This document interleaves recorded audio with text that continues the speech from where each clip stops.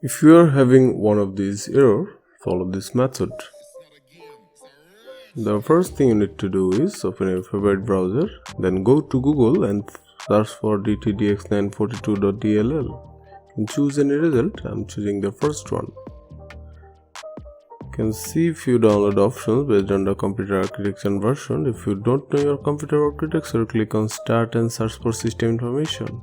Here you can see mine is a 64-bit PC, Windows 11. So in this case, I'll be downloading the first one. Can read the instruction here. As the download complete, hit open. You can see the DLL file in it. In order to move it, first open this PC, then local disk C, Windows, and find a folder named System32.